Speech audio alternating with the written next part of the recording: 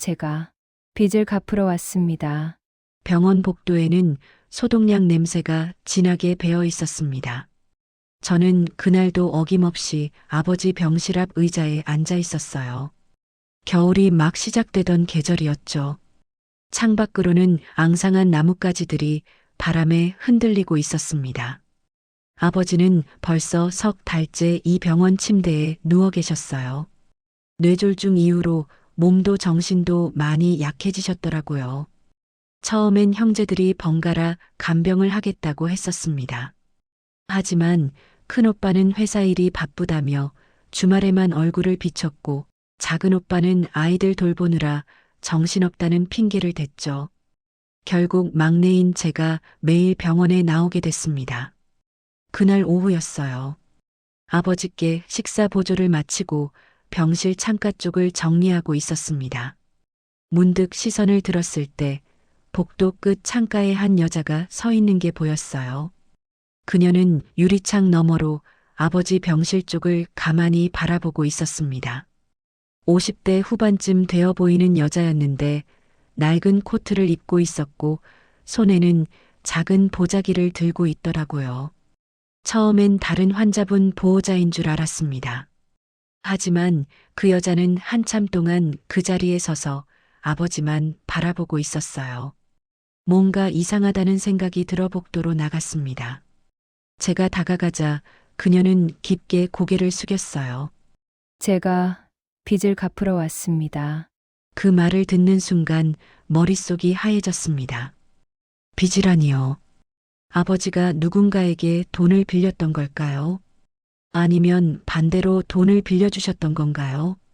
평생 성실하게 사셨던 아버지에게 이런 비밀이 있었다는 게 믿기지 않았어요. 여자는 조심스럽게 병실 문 앞까지 따라왔습니다. 침대에 누워 계신 아버지를 보더니 눈시울이 붉어지더라고요. 저는 그녀에게 누구냐고 물었지만 대답 대신 그저 고개만 숙이고 있었습니다. 그때 아버지가 희미하게 눈을 뜨셨어요. 여자를 보시더니 무언가 말씀하려는 듯 입술을 움직이셨습니다. 하지만 소리는 나오지 않았죠. 저는 그 순간 확신했습니다. 아버지가 이 여자를 알고 계시다는 것을요. 병실 밖으로 나와 다시 물었습니다. 도대체 누구시냐고, 아버지와 무슨 관계냐고요. 여자는 한참을 망설이더니 떨리는 목소리로 말했습니다. 자신의 이야기를 들어주면 좋겠다고, 시간을 조금만 내줄 수 있겠냐고요. 저는 병원 1층 로비로 그녀를 안내했습니다. 자판기 커피를 뽑아 건네며 기다렸어요. 그녀는 한 모금 마시고는 보자기에서 작은 종이 봉투 하나를 꺼냈습니다. 이걸 보시면 조금은 이해하실 수 있을 거예요. 봉투 안에는 오래된 사진 한 장이 들어 있었습니다. 30년쯤 전으로 보이는 흑백 사진이었어요. 젊은 시절 아버지의 모습이 보였고 그 옆에 어린 여자아이가 서 있었습니다. 사진 뒷면에는 손글씨로 이렇게 적혀 있더라고요. 은하에게 항상 바르게 살아라. 스승 올림. 은하. 그게 이 여자의 이름이었던 걸까요? 그리고 스승이라니 아버지가 누군가를 가르치셨다는 이야기는 들어본 적이 없었는데요. 해가 기울어가고 있었습니다. 여자는 천천히 일어서며 말했어요. 내일 다시 오겠다고, 그때 자세한 이야기를 하겠다고요. 저는 멍하니 그녀의 뒷모습을 바라봤습니다. 병실로 돌아왔을 때 아버지는 다시 잠드신 상태였어요. 그 평온한 얼굴을 보며 생각했습니다. 아버지는 평생 제게 어떤 비밀을 숨기고 계셨던 걸까요? 그리고 저 여자는 우리 가족과 어떤 관계였던 걸까요? 창밖으로 어둠이 내려앉고 있었습니다. 병실 안은 고요했지만 제 마음속엔 수많은 의문들이 소용돌이치고 있었어요. 다음 날 오후 약속대로 그 여자가 다시 병원에 나타났습니다. 이번엔 병실이 아니라 병원 근처 조용한 카페에서 만나기로 했어요. 겨울 햇살이 창으로 비쳐들고 있었고 카페 안에는 따뜻한 남방 바람이 돌고 있었습니다. 그녀는 자기소개부터 시작했어요. 이름은 은하, 올해 55이라고 했습니다. 말투가 조심스러웠고 제 눈을 제대로 마주치지 못하더라고요. 뭔가 큰 짐을 지고 온 사람처럼 보였습니다. 30년 전 일입니다. 제가 25살 때였어요. 은하는 천천히 이야기를 풀어놓기 시작했습니다. 그 시절 그녀는 지방 소도시에서 혼자 살고 있었대요. 부모님을 일찍 여의고 친척집을 전전하며 자랐다고 했습니다. 먹고 살기 위해 공장에서 일했고 밤에는 검정고시를 준비했다더라고요. 어느 날 공장에서 큰 사고가 있었답니다. 기계 오작동으로 화재가 발생했고 은하는 그 안에 갇히게 됐대요. 연기가 자욱했고 출구를 찾을 수 없었다고 합니다. 정신을 잃기 직전 누군가 그녀를 업고 밖으로 나왔다고 했어요. 그분이 당신 아버지셨습니다. 저는 말문이 막혔습니다.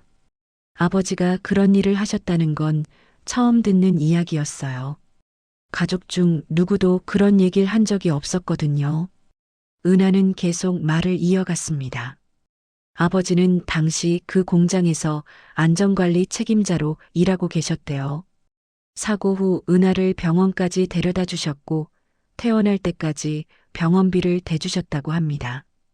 그것뿐만이 아니었어요. 은하에게 글을 가르쳐 주시고 검정고시 공부를 도와주셨다더라고요. 아버님은 제게 스승이셨어요. 단순히 목숨만 구해주신 게 아니라 사람답게 사는 법을 가르쳐 주셨죠. 저는 테이블 너머로 은하를 바라봤습니다. 그녀의 눈에는 진심이 담겨 있었어요. 하지만 동시에 이해할 수 없는 부분도 많았습니다. 왜 이제 와서 나타난 건지, 30년 동안 어디서 무엇을 하고 있었는지 궁금했어요. 그날 저녁 형제들에게 은하 이야기를 했습니다. 큰오빠는 즉시 반대했어요. 사기꾼일 가능성이 크다며 아버지 상태가 안 좋으니까 접근하는 거라고 했습니다. 작은 오빠도 비슷한 반응이었죠. 30년 전 일을 증명할 방법도 없고 혹시 유산을 노리는 건 아니냐며 의심했어요. 그냥 병원 출입 금지시켜. 아버지 상태만 더 나빠지겠어. 형들의 말에도 일리는 있었습니다. 하지만 저는 은하의 눈빛을 떠올렸어요. 그 진심 어린 태도, 아버지를 바라보던 그 슬픈 시선이 자꾸 마음에 걸렸습니다. 며칠 뒤 은하가 다시 병원에 왔을 때 큰오빠가 그녀를 막아섰습니다. 병실 앞 복도에서였어요. 오빠는 차갑게 말했습니다. 더 이상 오지 말라고, 우리 아버지와는 아무 관계도 없는 사람이라고요. 은하는 아무 말도 하지 않았습니다. 그저 깊게 고개를 숙이고는 돌아섰어요. 하지만 완전히 가기 전에 제게 작은 봉투 하나를 건넸습니다. 이것만이라도 받아주세요. 증거 있습니다. 집으로 돌아와 봉투를 열었을 때 안에서 낡은 공책 한 권이 나왔습니다. 표지가 누렇게 바랜 일기장이었어요. 첫 장을 펼치는 순간 아버지의 필체가 보였습니다. 분명 아버지 글씨였어요. 일기장을 넘기며 읽어 내려갔습니다. 그 안에는 은하라는 이름이 여러 번 등장했고 아이를 지켜야 한다, 올바른 길을 알려줘야 한다는 문장들이 적혀 있었어요. 아버지가 정말 은하를 돌봐주셨다는 증거였습니다. 하지만 일기장 뒷부분으로 갈수록 내용이 이상해졌습니다. 대신 짊어진 죄, 진실을 숨겨야 한다, 그 아이들을 지켜야 한다는 의문의 문장들이 나타났어요. 도대체 무슨 의미일까요? 그날 밤 잠을 이룰 수가 없었습니다. 은하의 이야기가 사실이라면 아버지는 왜 가족에게 그 얘기를 한 번도 안 하신 걸까요? 그리고 일기장에 적힌 저 이상한 문장들은 무엇을 뜻하는 걸까요? 새벽녘 창밖을 바라봤습니다. 거리엔 가로등 불빛만 외롭게 켜져 있었어요. 저는 결심했습니다. 형들이 뭐라 하든 이 진실을 끝까지 알아봐야겠다고요. 다음 날 아침 일찍 일기장을 다시 펼쳤습니다. 밤새 뒤척이다 결국 제대로 잠도 못 잤어요. 커피를 한 잔 내려 마시며 천천히 페이지를 넘겼습니다. 거실 창으로 겨울 햇살이 비쳐들고 있었지만 제 마음은 점점 더 무거워지고 있었어요. 일기장 중간쯤 페이지에서 낯선 이름들이 나타나기 시작했습니다. 은하 외에도 민수, 정희, 태진 같은 이름들이 적혀 있었어요. 그리고 그 옆에는 공장 사고 관련자, 증인, 피해자라는 메모가 달려 있었습니다. 가장 눈에 띄는 건 강태진이라는 이름이었어요. 아버지는 이렇게 적어두셨더라고요. 태진이가 한 일을 내가 대신 짊어졌다. 그 아이의 미래를 지켜야 한다. 무슨 뜻일까요? 아버지가 누군가 대신 뭔가를 뒤집어 쓰셨다는 건가요? 더 읽어내려가니 사고 당일에 대한 기록이 나왔습니다. 30년 전 그 공장 화재는 단순 사고가 아니었던 것 같았어요. 일기장엔 안전장치 고해 해제, 은폐 시도, 회사 측 압력 같은 문장들이 빼곡히 적혀 있었습니다. 저는 오빠들에게 다시 연락했습니다. 일기장을 보여주며 이야기했어요. 아버지가 뭔가 큰 일에 연루되어 계셨던 것 같다고 우리가 알아봐야 한다고요. 하지만 큰오빠의 반응은 싸늘했습니다. 그거 조작된 거 아니야? 저 여자가 아버지 필체 흉내내서 만든 거라고. 작은 오빠도 마찬가지였어요. 오히려 화를 냈습니다. 왜 자꾸 이상한 것에 매달리냐며 아버지 돌아가시기 전에 괜한 소동 일으키지 말라고 했어요. 저는 혼자가 된 기분이었습니다. 그날 오후 은하에게 연락했습니다. 일기장에 나온 이름들에 대해 물어보고 싶었어요. 약속 장소는 병원 근처 작은 공원이었습니다. 벤치에 앉아 기다리고 있는데 은하가 나타났어요. 여전히 낡은 코트를 입고 있었습니다. 저는 일기장을 펼쳐 보여줬습니다. 강태진이라는 이름을 가리키며 물었어요. 이 사람이 누구냐고, 아버지와 무슨 관계였냐고요. 은하의 얼굴이 굳어졌습니다. 그 사람은 당시 공장주의 아들이었어요. 사고는 그가 일으킨 거였습니다. 은하의 설명을 듣는 동안 온몸에 소름이 돋았습니다. 30년 전 그 화재는 강태진의 실수로 시작됐대요. 술을 마시고 공장에 들어와 안전장치를 함부로 만졌다고 합니다. 그런데 사고 조사 과정에서 아버지가 책임자로 지목됐다는 거예요. 아버님은 강태진을 대신해서 모든 걸 뒤집어 쓰셨어요. 왜요? 저는 목이 메어 제대로 말이 나오지 않았습니다. 왜 아버지가 남의 잘못을 대신 짊어지신 거냐고 물었어요. 은하는 고개를 떨구었습니다. 공장주가 아버님께 거액을 제시했다고 들었어요. 그리고 협박도 했대요. 만약 거부하면 당신 가족들이 위험해질 거라고요. 머릿속이 하얘졌습니다. 아버지는 우리 가족을 지키기 위해 그 거짓을 받아들이신 거였어요. 그래서 직장을 잃으셨고 평생 그 죄책감을 안고 사셨던 거였습니다. 일기장 마지막 페이지에는 이렇게 적혀 있었어요. 은하만은 진실을 알고 있다. 언젠가 이 아이가 내 결백을 증명해 줄 것이다. 아버지는 은하를 믿고 계셨던 겁니다. 공원 벤치에 앉아 한참을 울었습니다. 추운 겨울바람이 뺨을 스쳤지만 느껴지지 않았어요. 은하는 제 옆에서 말없이 함께 있어줬습니다. 이제라도 진실을 밝혀야 하지 않을까요? 은하의 말에 고개를 들었습니다. 그녀의 눈에도 눈물이 고여 있었어요. 저는 천천히 고개를 끄덕였습니다. 아버지의 명예를 되찾아드려야 한다고, 이제라도 늦지 않았다고 생각했어요. 집으로 돌아오는 길에 오빠들에게 다시 전화를 걸었습니다. 이번엔 단호하게 말했어요. 내일 다 같이 만나자고, 아버지에 대한 진실을 반드시 알아야 한다고요. 하지만 오빠들의 대답은 여전히 차갑기만 했습니다. 저는 혼자서라도 끝까지 가기로 마음먹었어요. 아버지를 위해서라도요. 일기장에 적힌 주소를 찾아가기로 했습니다. 오래된 주소여서 찾기가 쉽지 않았어요. 옛날 지명으로 적혀 있어서 인터넷 지도에도 제대로 나오지 않더라고요. 은하와 함께 버스를 여러 번 갈아타고 도시 외곽으로 향했습니다. 주소지는 낡은 주택가였습니다. 골목길이 미로처럼 얽혀 있었고 담벼락엔 세월의 흔적이 가득했어요. 한참을 헤매다가 겨우 그 집을 찾았습니다. 대문역 우편함에 박민수라는 이름표가 붙어 있었어요. 일기장에 나왔던 바로 그 이름이었습니다.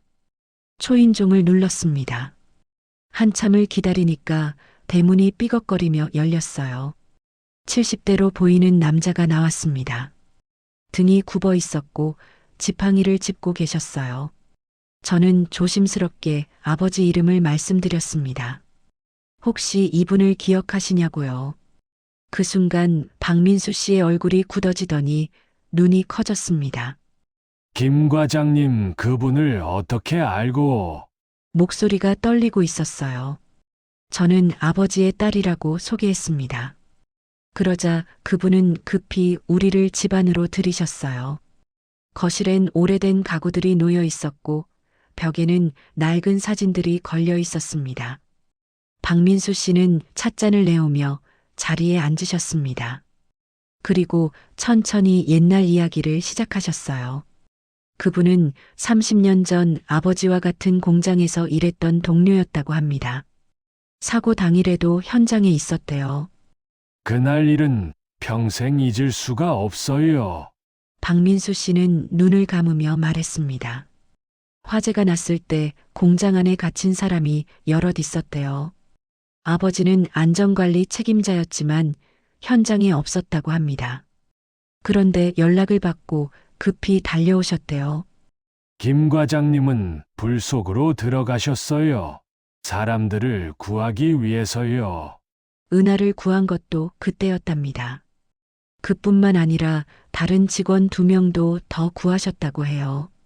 하지만 정작 사고 책임은 아버지가 다 뒤집어 쓰셨다는 겁니다. 저는 일기장을 꺼내 보여드렸습니다. 강태진이라는 이름을 가리키며 물었어요. 이 사람이 진짜 원인 제공자 아니냐고요. 박민수 씨는 한숨을 길게 내쉬었습니다. 그놈은 공장주 아들이었어요. 술 처먹고 와서 기계 만지작거리다가 사고를 낸 거죠. 하지만 사고 조사 때 강태진의 이름은 보고서 어디에도 없었대요. 대신 아버지가 안전관리 소홀로 책임자가 됐다고 합니다. 박민수 씨는 당시 진실을 말하려 했지만 공장 측에서 압력을 넣었대요. 증언하면 일자리를 잃게 될 거라고 협박했다고 합니다. 저도 비겁했어요.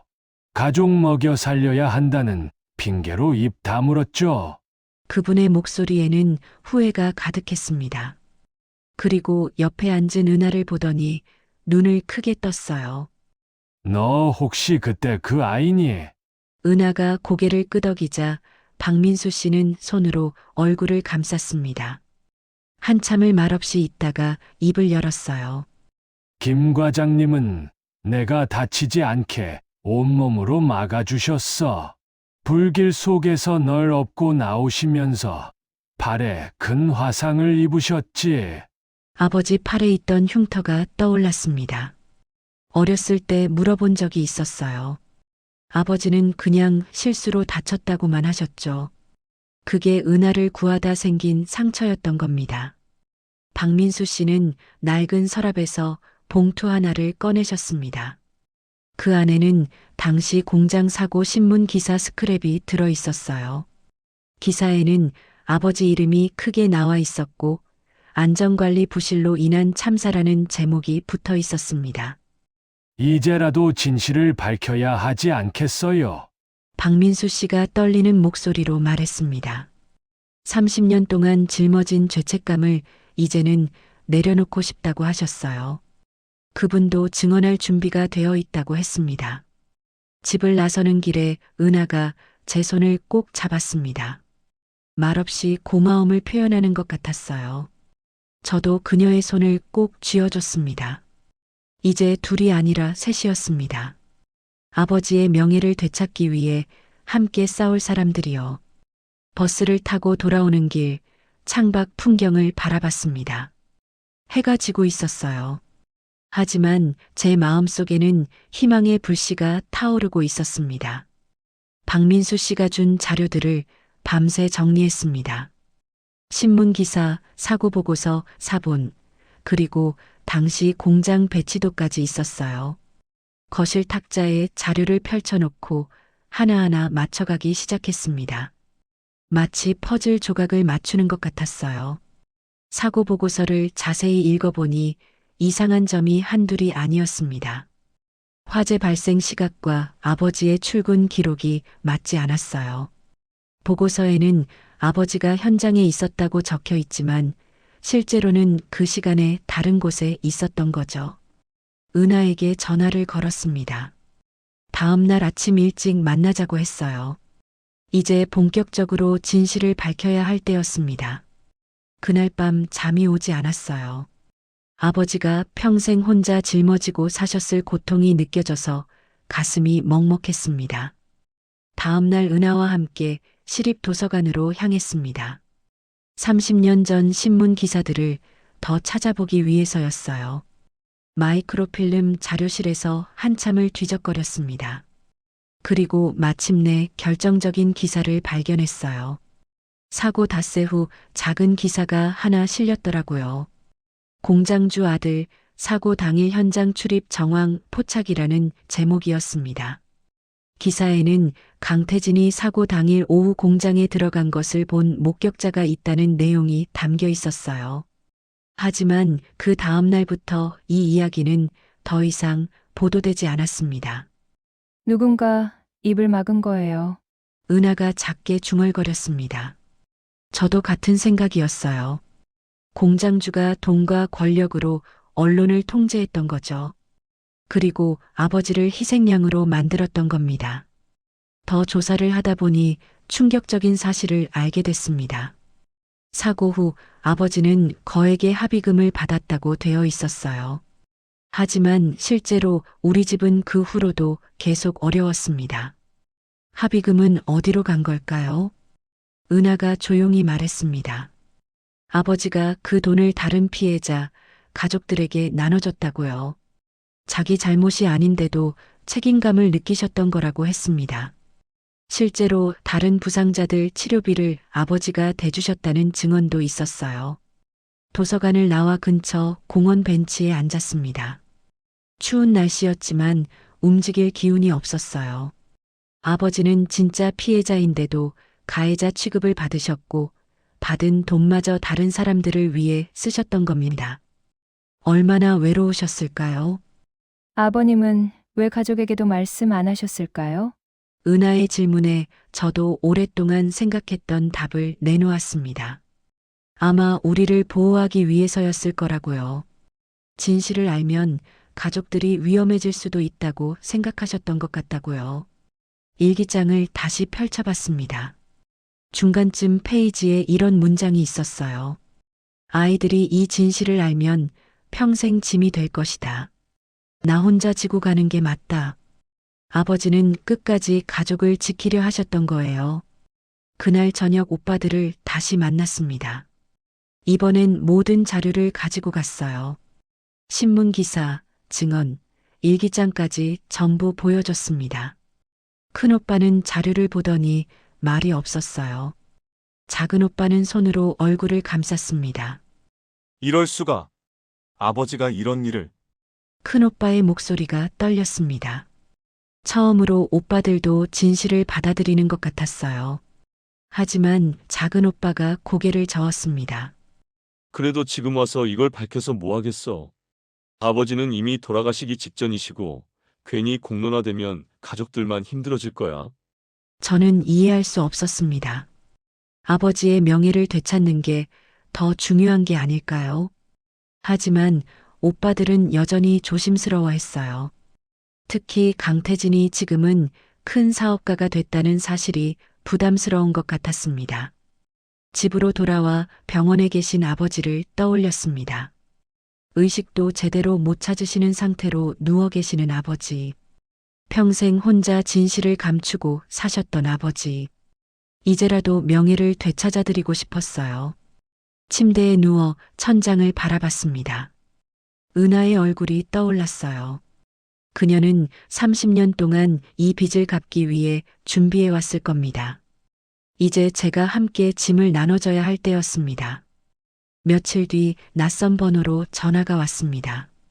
받자마자 중년 남자의 목소리가 들렸어요. 자신을 강태진이라고 소개하더라고요. 순간 온몸이 굳었습니다. 바로 그 사람이었어요. 김 과장님 따님이시죠? 한번 뵙고 싶습니다. 정중한 말투였지만 거절할 수 없는 분위기였어요. 장소는 시내 고급 호텔 라운지였습니다. 저는 은하에게 연락했고 둘이 함께 가기로 했어요. 혼자 가기엔 불안했거든요. 호텔 라운지는 조용하고 고급스러웠습니다. 큰 창으로 도시 전경이 한눈에 보였어요. 구석 테이블에 양복을 차려입은 남자가 앉아 있었습니다.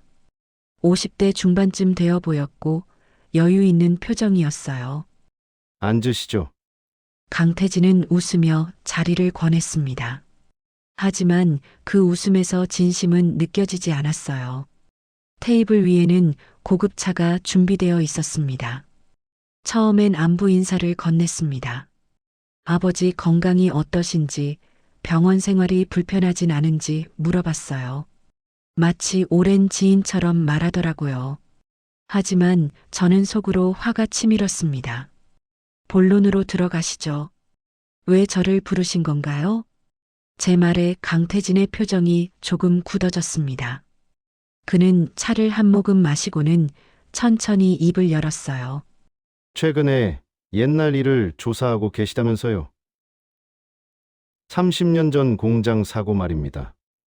어떻게 알았을까요? 아마 박민수 씨를 찾아간 것까지 파악하고 있는 것 같았어요. 저는 대답 대신 그를 똑바로 바라봤습니다. 강태진은 서류 봉투 하나를 꺼내 테이블 위에 놓았습니다. 두툼한 봉투였어요.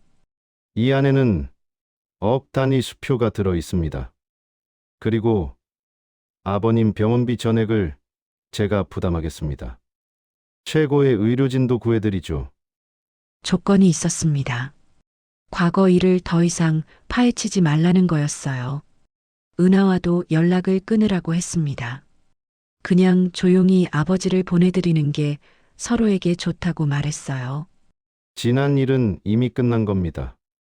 괜히 건드려봤자 득될 게 없어요.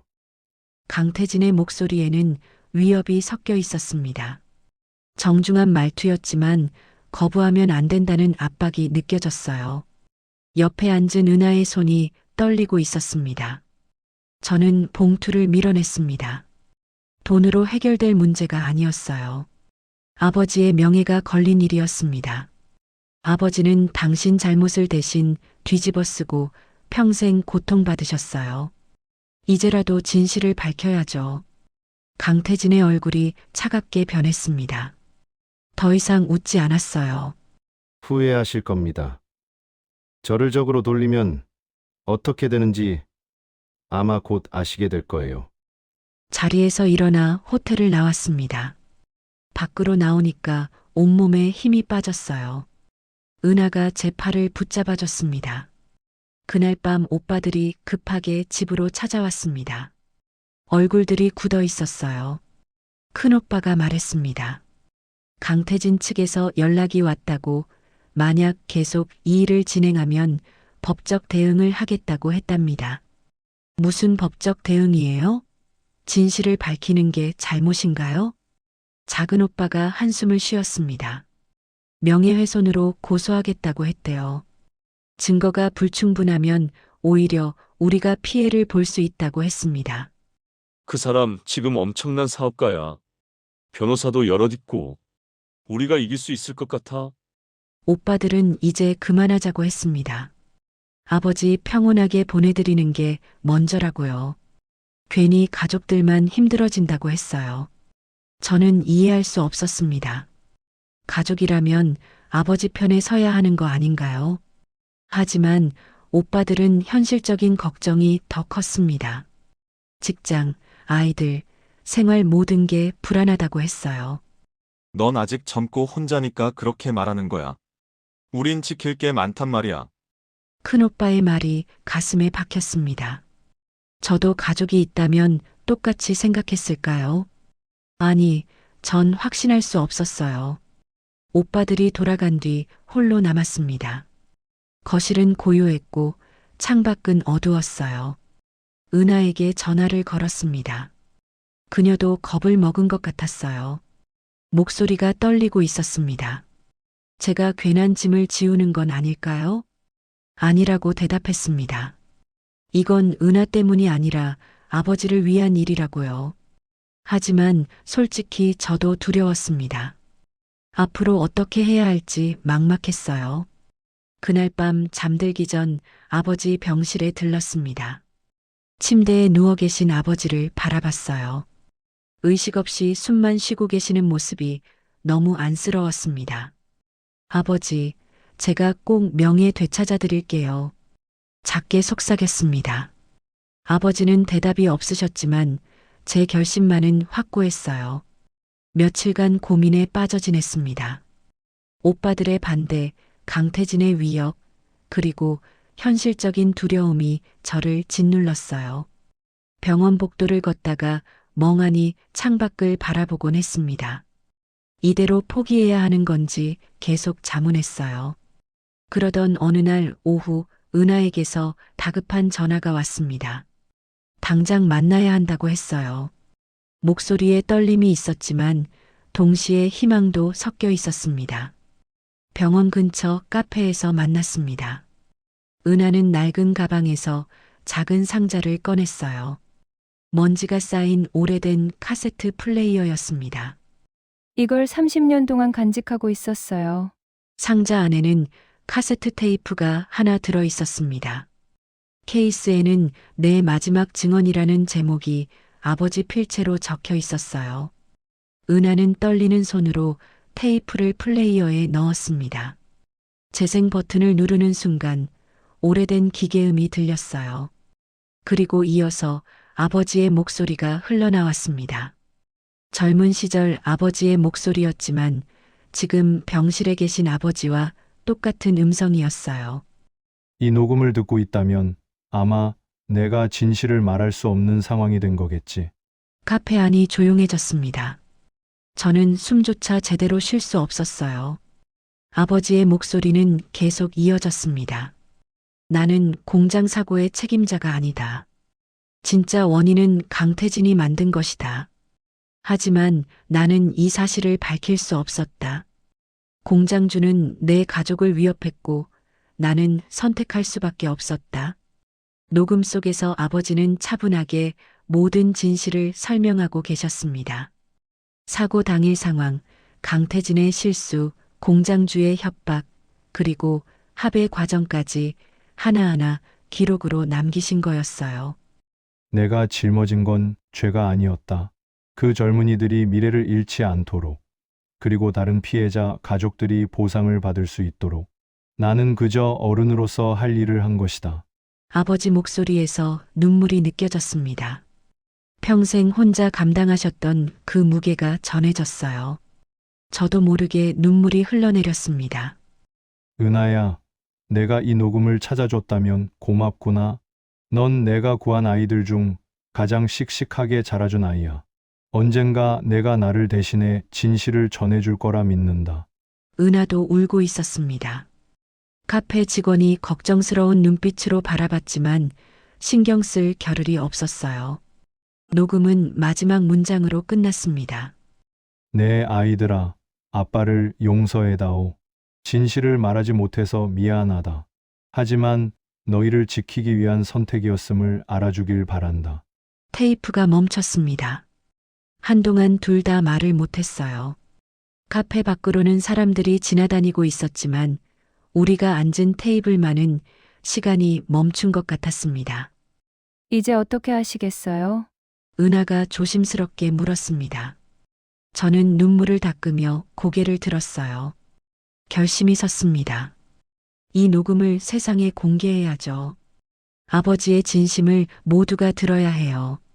그날 저녁 형들을 다시 불렀습니다. 이번엔 녹음을 들려주기 위해서였어요. 큰오빠와 작은오빠는 처음엔 또 반대하려는 표정이었습니다. 하지만 재생 버튼을 누른 순간 모두가 얼어붙었어요. 아버지의 목소리가 거실에 울려 퍼졌습니다. 오빠들은 아무 말도 하지 못했어요. 큰오빠는 눈을 감고 주먹을 쥐고 있었고 작은오빠는 고개를 떨구고 있었습니다. 녹음이 끝나자 한참 동안 침묵이 흘렀습니다. 큰오빠가 먼저 입을 열었어요. 아버지가 이렇게까지. 목이 메어 말을 잇지 못했습니다. 작은오빠도 눈물을 훔쳤어요. 처음으로 오빠들도 진심으로 아버지를 이해한 것 같았습니다. 이제 우리가 해야 할 일은 명확해요. 아버지 명예를 되찾는 거예요. 제 말에 오빠들이 고개를 끄덕였습니다. 이번엔 반대하지 않았어요. 오히려 뭘 도와줄 수 있냐고 물었습니다. 그날 밤 셋이서 계획을 세웠습니다. 녹음 파일을 언론에 공개하고 박민수 씨의 증언과 함께 진실을 밝히기로 했어요. 법적 대응이 들어와도 끝까지 싸우기로 결심했습니다. 다음 날 아침 병원에 갔습니다. 아버지 침대 옆에 앉아 손을 잡았어요. 따뜻하지만 힘없는 손이었습니다. 아버지, 이제 진실을 밝힐 거예요. 아버지가 평생 혼자 짊어지셨던 그 무게를 이제 우리가 함께 나눌게요. 아버지는 대답이 없으셨지만 제 손을 살짝 움켜쥐시는 것 같았어요. 기적처럼 느껴졌습니다. 언론에 녹음 파일을 공개한 지 일주일이 지났습니다. 처음엔 조용했어요. 30년 전 사건이라 관심을 갖는 사람이 많지 않을 거라 생각했습니다. 하지만 온라인 커뮤니티에서 먼저 화제가 되기 시작했어요. 아버지의 목소리가 담긴 녹음이 사람들의 마음을 움직였던 것 같습니다. 한 어른이 가족을 지키기 위해 평생 침묵했다는 이야기에 많은 이들이 공감했어요. 댓글들이 쏟아졌고 기사가 계속 나갔습니다. 강태진 측에서는 즉시 대응에 나섰습니다. 녹음의 진위를 의심하고 법적 조치를 예고했어요. 하지만 박민수 씨를 비롯한 당시 동료들이 하나둘 증언에 나서면서 상황이 바뀌기 시작했습니다. 방송국에서도 연락이 왔습니다. 탐사 프로그램에서 이 사건을 다루고 싶다고 했어요. 저와 은하 그리고 형들이 함께 출연하기로 했습니다. 촬영 전날 밤 온 가족이 모여 앉았어요. 우리가 끝까지 해내자. 큰오빠가 말했습니다. 예전 같으면 반대부터 했을 텐데 이젠 누구보다 적극적이었어요. 작은오빠도 필요한 법률 자문을 알아보고 있었습니다. 방송이 나간 후 반응은 뜨거웠습니다. 시청자들의 지지가 쏟아졌고 청와대 국민청원까지 올라갔어요. 진실 규명과 아버지의 명예 회복을 요구하는 서명이 계속 늘어났습니다. 한 달 뒤 검찰에서 재조사를 시작한다는 발표가 나왔습니다. 30년 전 사건이지만 새로운 증거들이 충분하다고 판단했대요. 강태진도 조사를 받게 됐습니다. 그 소식을 듣고 병원으로 달려갔습니다. 아버지께 알려드리고 싶었어요. 병실 문을 열었을 때 놀라운 광경이 펼쳐졌습니다. 아버지가 눈을 뜨고 계셨어요. 아버지, 침대 옆으로 달려갔습니다. 아버지는 희미하게 미소 짓고 계셨어요. 의사 선생님은 기적이라고 했습니다. 그렇게 오래 의식이 없던 분이 갑자기 깨어나는 건 드문 일이라고요. 아버지의 손을 꼭 잡았습니다. 따뜻한 온기가 느껴졌어요. 아버지는 천천히 고개를 돌려 병실 문 쪽을 바라보셨습니다. 그곳에 은하가 서 있었어요. 들어오렴. 은하야. 아버지의 목소리는 약했지만 또렷했습니다. 은하는 조심스럽게 다가왔어요. 눈물이 그녀의 볼을 타고 흘러내렸습니다. 선생님, 제가 왔어요.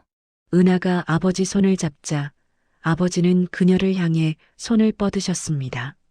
30년 만의 재회였어요. 병실 안은 따뜻한 침묵으로 가득했습니다. 잘했구나.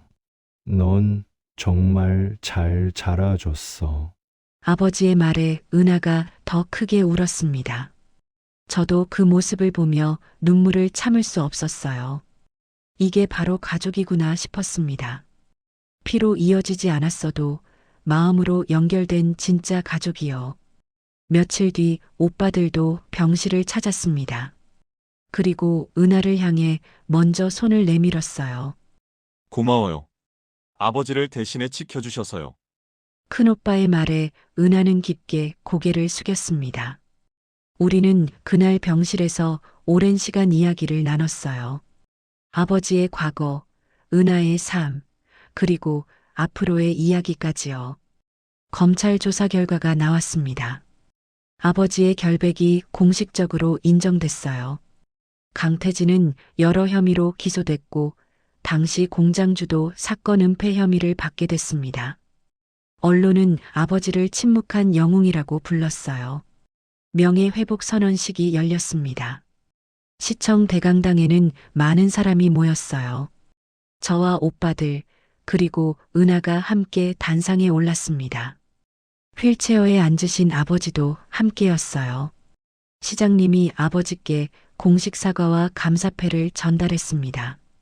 30년 전 억울한 누명을 쓰고도 묵묵히 견뎌내신 것에 대한 사회적 사죄였어요. 아버지는 말없이 고개를 끄덕이셨습니다. 행사가 끝나고 집으로 돌아왔습니다. 거실 소파에 온 가족이 둘러앉았어요. 이제 은하도 우리 가족의 일원이었습니다. 아버지는 우리를 한 명 한 명 바라보시며 말씀하셨어요. 가족이란 건 피로만 이어지는 게 아니구나. 아버지의 말씀에 모두가 고개를 끄덕였습니다. 은하는 아버지 옆에 앉아 조용히 손을 잡아드렸어요. 창밖으로 봄 햇살이 비쳐들고 있었습니다. 저는 이 순간을 기억하고 싶었습니다. 아버지가 평생 지키고자 했던 것들이 무엇이었는지, 그리고 진짜 가족의 의미가 무엇인지를 깨달은 이 순간을요. 은하는 이제 명절마다 우리 집을 찾아옵니다. 형님들의 아이들도 은하 이모를 좋아해요. 아버지는 건강을 많이 회복하셨고 가끔 은하와 함께 옛날 이야기를 나누곤 하십니다. 어느 날 저녁 아버지가 제 손을 잡으시며 말씀하셨어요. 내가 포기하지 않아줘서 고맙구나. 저는 웃으며 대답했습니다. 아버지께서 평생 가르쳐 주신 대로 했을 뿐이라고요. 바르게 살고 옳은 일을 하는 것이라고요.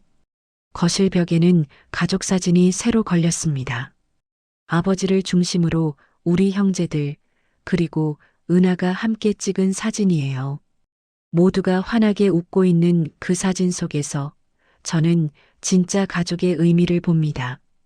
혈연으로 태어났든 인연으로 만났든 서로를 지키고 사랑하는 마음이 있다면 그게 바로 가족이라는 거요. 아버지가 30년 동안 지켜온 것도 결국은 그 마음이었습니다. 창밖으로 따뜻한 봄바람이 불어옵니다. 새로운 계절이 시작되고 있었어요. 우리 가족에게도 새로운 시작이 찾아온 것처럼요.